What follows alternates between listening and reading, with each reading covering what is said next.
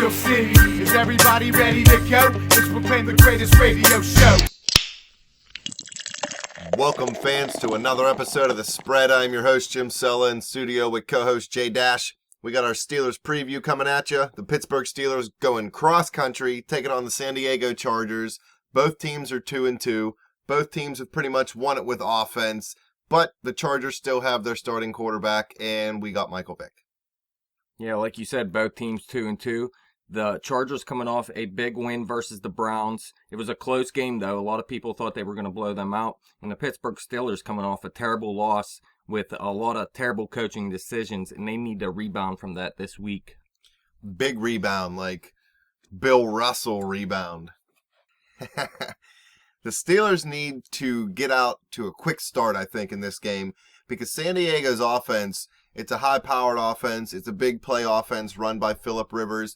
They got weapons like Keenan Allen, Antonio Gates, Melvin Gordon, Danny Woodhead, Michael Floyd? Malcolm Floyd. I always forget which Floyd's out there. Either way, he's a big dude. They're going to give our defensive backs a little bit of troubles. They're big bodies. We got small bodies. So it's going to be a chess match. Can the Steelers scheme against these bigger players? And let's not forget, Antonio Gates is going to make his return this week. I don't think you mentioned him, did you? I might have. And Ladarius Green could stay involved in this offense as well. He's a very good pass-catching tight end. So yeah, this defense is going to have a little bit of trouble with this offense. Now, I'm not really worried about the running game, though. Melvin Gordon, I think they can stop him. Now, you've seen last week, the Pittsburgh Steelers had a little bit of trouble stopping Justin Forsett. But outside of that game, really, they stopped the run pretty well all season. Daniel McCullers is coming back this week, too, so that should help him. Another big body inside. Please believe in Ryan Shazier, the biggest addition to this team this week. Yeah. But I'm not as much worried about Gordon as I am about Danny Woodhead, because if they don't get that run game going, you'll see Danny Woodhead in there more often than not, so they can use him in the passing game. Yeah, those little scat backs always kill us. Fred Taylor used to destroy us on little cutback runs. So Danny Woodhead is one of the two backs that I would be afraid of. Melvin Gordon, like you said, he's a straight ahead runner, not taking anything away from him. He might get 40 or 50 yards. But I don't see him going off for no $150 or whatever it was that Forsett got last week. Yeah, but the defense may have trouble in this game because you look, San Diego, in 2 home games, they scored 63 points. In 2 road games, they only scored 33. So they're one of those teams that have a little bit of trouble on the road as well. But at home, they played very well so far this year. And the guy you really got to stop is Keenan Allen, the guy you mentioned before. He actually has more targets than the second and third highest targeted guys on his team. He has 46 targets compared to Stevie Johnson's 25 and Woodhead's 20. And Keenan Allen is one of the best receivers in the NFL, if you ask me. And they really got to pay attention to him. He can beat them deep, and he is a great route runner. He's an all-around receiver. Not something like Antonio Brown is, but he is one of the better receivers in the league. And Stevie Johnson can beat you deep. Malcolm Floyd can beat you deep. We haven't seen the Steelers defense get beat deep really yet this season, but this is one of the teams that can do it. And really, I think this is the defense's biggest test this season outside of New England, sort of, because going into that New England game, this defense was not ready for that game at all, and they didn't know the plays being called in or anything. They just didn't look ready. So I think now that they look like a good defense, this is the biggest test they're going to have so far this season. I think the key to shutting down Keenan Allen is playing physical, jamming him at the line, getting him out of his routes, making him go just a little bit out of direction, keep his timing between him and Phillip Rivers off by a second or two. Rivers is a guy who gets easily frustrated. So by jamming Allen at the line, you can frustrate Rivers at the same time. His timing's off there. He's going to start looking to second and third options. That's when the Steelers can get their pass rush going. So the biggest part of this defense, to me, is shutting down Allen and shutting down the running game collectively, not necessarily one single guy. But I think that's just going to kind of come natural to the Steelers defense all year. Yeah, that's what I'm thinking as well. But I think another way to stop Keenan Allen is do something they did last week, and they got to Joe Flacco. They need to get to Phillip Rivers in this game. What they have last week, 8 QB hits, 5 sacks, something like that. They need to do that again in this game because this offense can beat you in the passing game. And if you're not getting pressure on Phillip Rivers, he is one of the better quarterbacks in the NFL. He might not have won a big game or anything to this point in his career, but if you give him time, he is going to beat you. When you said we got to do what we did last week, I thought you were going to say break 4 bones in the receiver's back, not get to Joe Flacco. No, I do not want Keenan Allen to get hurt because he is my fantasy receiver, my number 2 receiver, so it ain't going to happen. No wonder you're talking him up. Outside of Keenan Allen, though, I think a guy that they need to pay attention to is Danny Woodhead. Like I said, I think they're going to stop the run, and Melvin Gordon's the guy that's going to run between the tackles most of the time. I mean, they're still giving Danny Woodhead some carries out there. They like to give him the ball in the red zone. Yeah, Gordon has 56 carries on the season. Danny Woodhead has 33. But I really think he can beat them out of the backfield. This guy has been dynamic when healthy over the past 2 or 3 years. Like last year, he was obviously hurt for pretty much the entire season, but the season previous to that, he was dominant, and he looks like he's back to his old self this season. Is there anybody on the Chargers defense as an individual that scares you, or are they more a defense that plays as a unit? Not that they're that great. Yeah, listen, this Chargers defense, I mean, I don't think they're that good. Look, in 4 games this season, they let up 28 points to the Lions, 24 points to the Bengals, 31 points to the Vikings, and 27 points to the Browns. Now, home and road, it doesn't look like they're that great right now, but they are okay against the pass. At least the numbers say that, but they get torched against the run, and sometimes that's why you're okay against the pass, because if teams don't need to pass against you, there's no reason to. And I think that's one big advantage Pittsburgh has in this game, is that Pittsburgh's defense, they're going to be able to stop Melvin Gordon at least, while San Diego's defense, they're going to have a real hard time with Le'Veon Bell in this game, and I think he is going to have by far his best game of the season. Yeah, the Chargers defense is 29th in the league, allowing 27.5 points per game, like you were saying. This is good news for the Steelers because we can't score points on the road. So if a team's going to allow us to score points, whether we're on the road or at home, we need that. This is going to be a different offense for the Steelers. Michael Vick's going to have over a week to get ready for this game. The Steelers played on Thursday. I'm sure they had Friday off, and then they were probably at least in meetings on Saturday and parts of Sunday. If they were smart, they should have been in meetings. They're going to have to open this offense up a little more than what they did against the Ravens, though, because if they play this 5-yard pass, I mean, I know we said Vick needed to get the ball out of his hands fast, but you still have to go downfield. That didn't mean he had to only throw it 3 yards.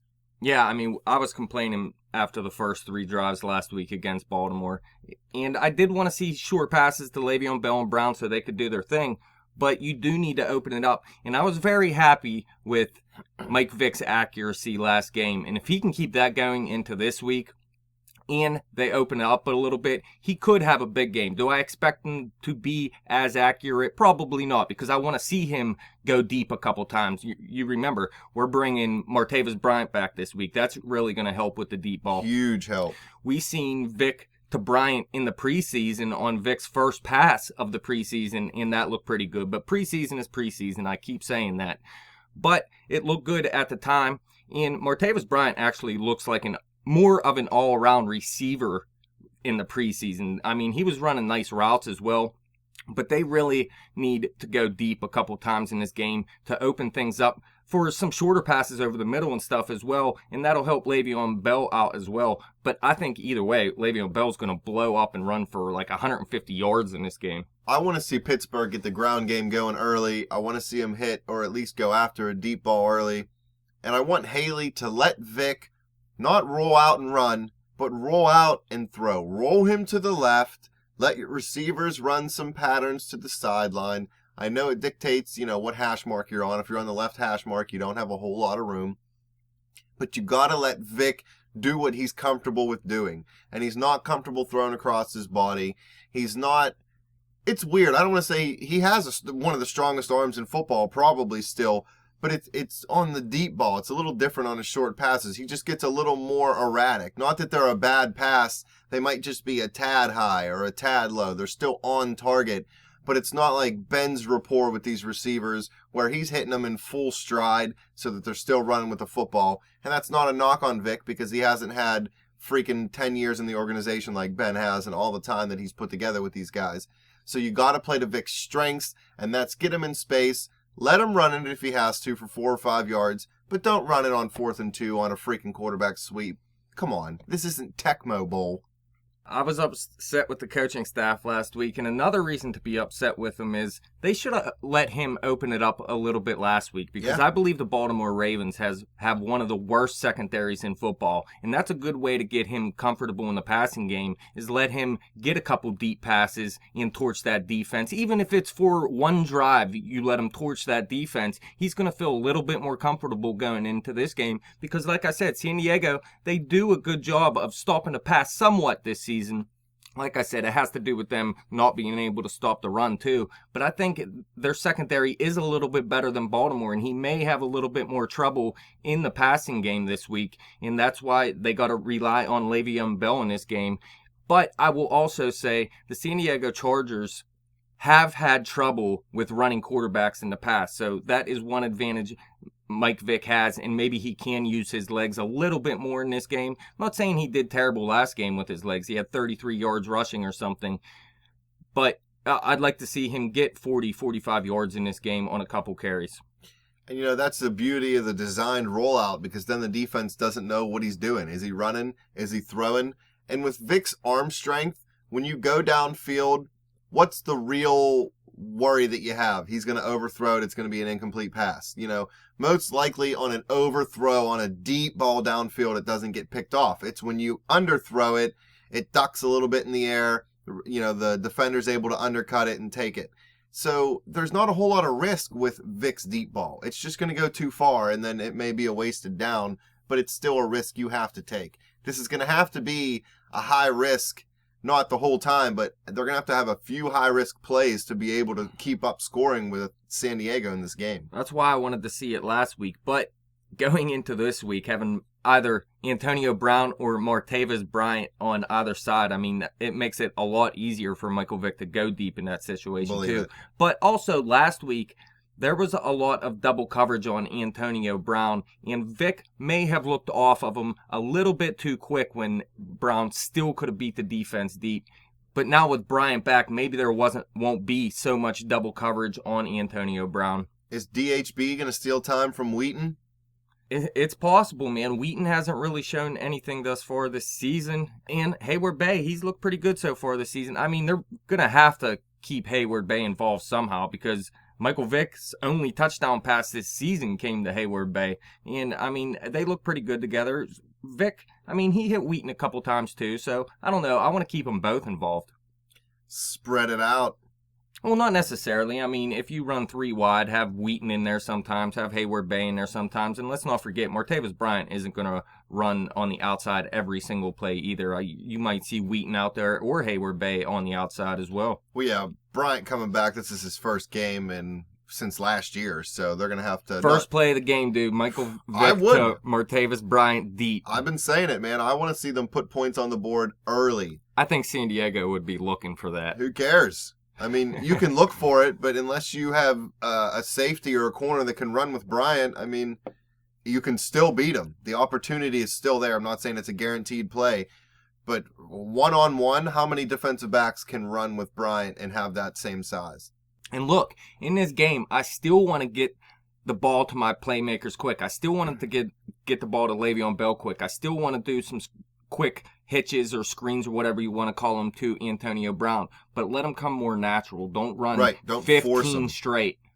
If you hit on a couple of them, that gives you the opportunity for a quick hitch and go. Pump fake the hitch to Antone, float one deep to Bryant, float one deep to DHB. Why not try to get Heath Miller a little more involved? Vick was always good at throwing to Algie Crumpler, I think was his name down there in Atlanta, the big guy. Crumpler, I think, got us for 3 TDs one time when Vick was still down there. He likes his tight end. It's a good safety net for a guy who doesn't have the greatest passing vision. Vick has vision, but he's not the multiple 1, 2, 3, 4 reads. It's 1, 2 reads, and he's probably going to run. But he can hit that tight end over the middle. He's got a good quick flick of the wrist, and Miller's still a good tight end. Last week he had 1 catch for 1 yard. It's got to be a little more than that. Maybe like 4 catches for 40 yards or 45 yards. Is Antonio Brown going to get his 5 for 50 this week? I really think he is. He should have had it last week, and it's his fault he didn't. It's his own fault he didn't have it last week, yeah. But I think he gets back to it. Vick having a little bit longer in the offense. I'm still not a big proponent of Vick because I'm not changing my attitude. He's not the greatest guy in the world. but any quarterback on 2 days of preparation in an offense, they're going to have a hard time. But Antonio can definitely get it this week. Brian's going to open things up deep, so Antonio will have the middle a little more open.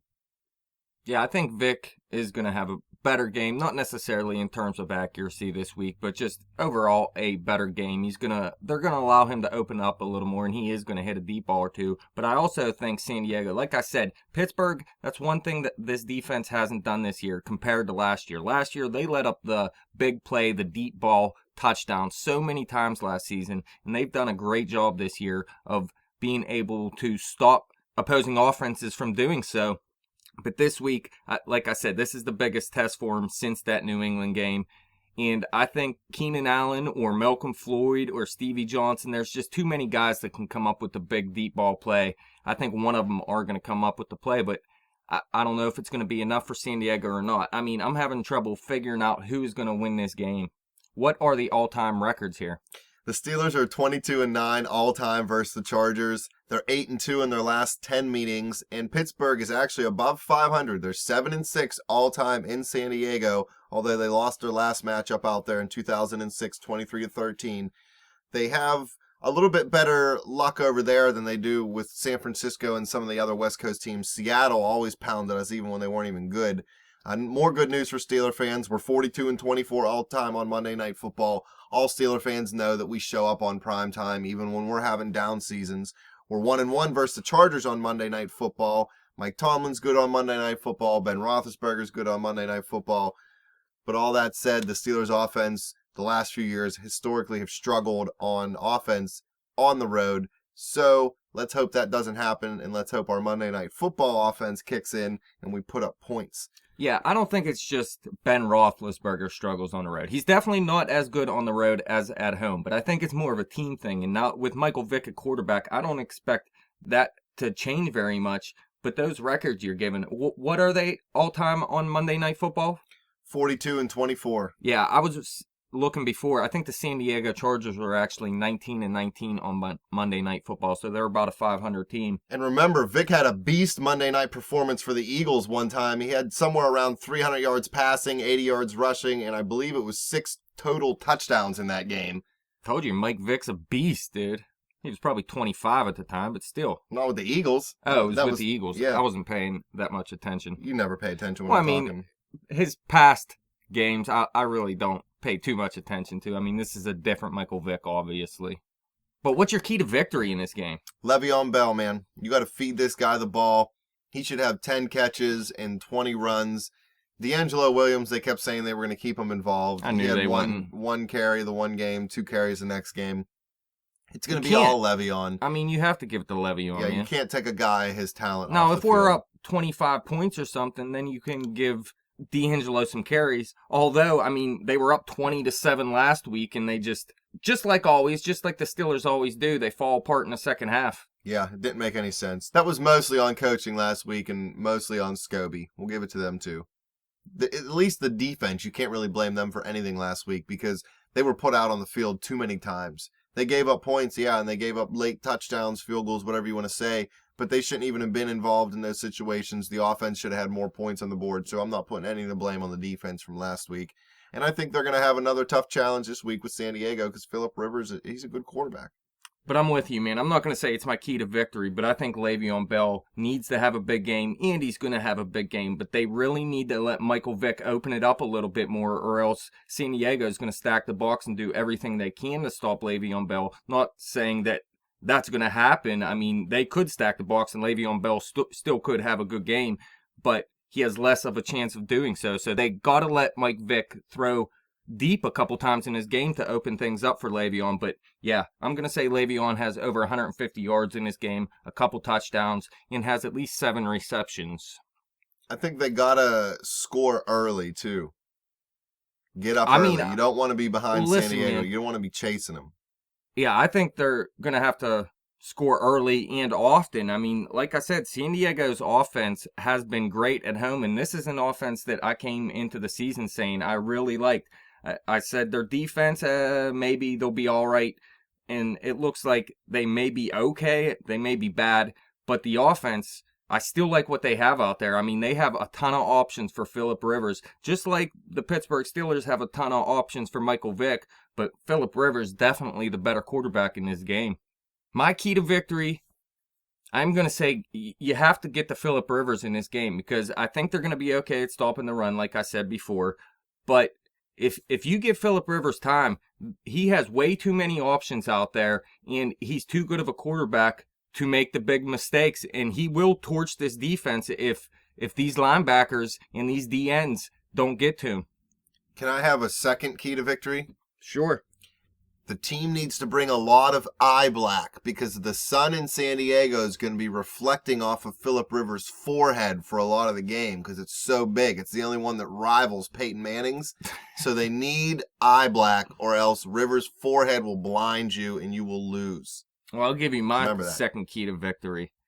You need a good kicker, and the kicker got to make the field goals. Now, Michael Vick can drive him down the field 10 times. Well, why can't he kick a field goal, too, if he's so great? I never said he was so great, but listen, I mean, he did all he could do last week, all they asked him to do, and he put him in position to win that game, and the kicker failed him, and it's possible the kicker could fail him this week because this guy has never attempted a field goal, I believe, although Boswell. He does have a punt. He can punt also, so if our punter gets hurt, he's multi-purpose. Well, I'll tell you what, our punter was kicking 30-yard punts last week, so give him a shot. Why not? Yeah, our whole kicking game was garbage last week. It's like they thought they were in our fantasy league. Somebody wrote a comment last week that the key to victory is special teams. Whoever it was, good call, because our special teams frickin' blew it. They were garbage. So what's your prediction here, man? I think it's going to be a close game early. First quarter, although I want the Steelers to get out to an early lead, I don't really see it happening. I don't think they're going to open up the off. Well, because I don't think the coaching staff's not going to let them try. And then they're going to realize San Diego's up 7. Oh, they better have learned something from last week. They're going to have to pick it up, but I think the Steelers win this game. I think they come out, score points in the second half. The defense will shut Phillip Rivers down as the game goes on, and the Steelers win this game 24-14. 24-14. I tell you what, if the Pittsburgh Steelers defense lets up 14 points in this game, they are a top 5 defense because... Will you buy me a sausage biscuit from McDonald's since they're all day now? No. Jeez, I can't even get $1 out of you? Why? Because the Steelers defense does good. No, I have my to prediction buy you comes sausage. right. If they win 24-14. Jesus, can't even bet a muffin around here. Well, listen, I think the Pittsburgh Steelers are going to have to score more points than that to win this game because I think this San Diego offense is going to be better than any offense they've seen to this point outside of New England, and I do think they're going to put up something like 24, 25, maybe 26 points. But I think the Pittsburgh Steelers, yeah, they may not be too consistent in this game, but I think they're going to come up with the big play, and Le'Veon Bell is going to be a beast on the ground, and I think that they are going to score almost 30 points in this game. Like I said before, man, last week, with Michael Vick a quarterback, they should have scored over 30 points in that game. Antonio Brown, he missed out on 7 points, and the kicker missed out on 6 points. That could have gave him 33 points in that game, and they could have won in regulation. I think they fixed some of those problems, but they don't score quite over 30 points. I say they're going to win 28-26. 2-point conversions. No 2-point conversions. None for the Chargers either? No, none for the Well, they'll go for 2 at the end of the game. They'll score at the end of the game to make it 28-26. They'll go for 2, and Ryan Shazier will blast Danny Woodhead. Ooh, well, can he blast somebody else? Because Woodhead's on my fantasy team. How about he blast he'll be all right. Rivers? Don't worry. Danny Woodhead's a beast. He'll be all right. And unfortunately, I need him to put up points in this game. So I want the Steelers to win, and I want Woodhead to get the Chargers only 2 touchdowns. So who's going to be your MVP? Obviously, Le'Veon Bell, you're going to say, is going to have the big game. Offensively. I'm going to say Boswell kicks a 53-yard field goal. Holy Jesus. We even know what those are in Pittsburgh anymore?